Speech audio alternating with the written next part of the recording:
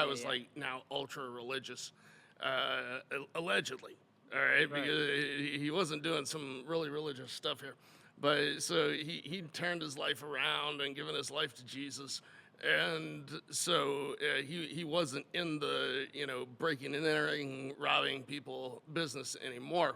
And so they went ahead and they ended up getting a warrant for his arrest, saying that that he burgled.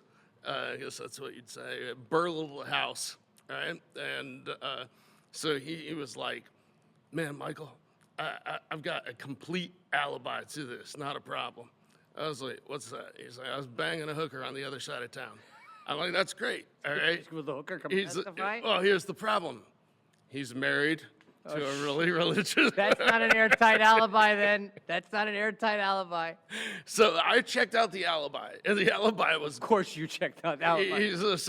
No, I mean, I made sure all the ducks were in a row there, and so what ends up happening is They're not hookers. They're professional. Yeah, they're escorts. escortisans. Yeah, escortisans.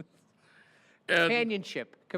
That's I had a pimp one time testify to that. He's like, "No, I'm in the business of companionship." I wrote a contract for a Jack Shack once. Oh God! Finish the story, dude. It's for time and companionship and anything that happens between two consenting adults. Yeah, right. So I come back to him and I'm like, "Look, all right, here's the thing. We have to file a notice of alibi.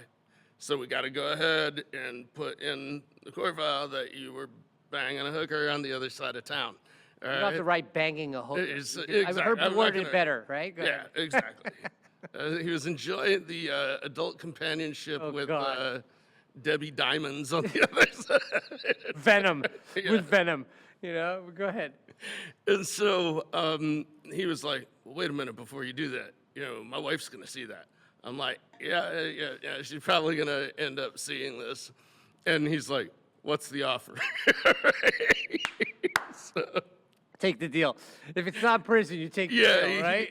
They offered him 6 months. And I was just 6 like. months jail? Yeah. I would still take the deal. Yeah, they offered him 6 months in jail. And I was like, "Look, dude, as a man, I can respect you either way.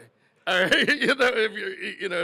If you'd rather do the 6 months in jail, just sit there, you're going to plead no contest, you're going to protest your innocence to the end. It's just that you don't want to face a 5-year prison sentence." Right.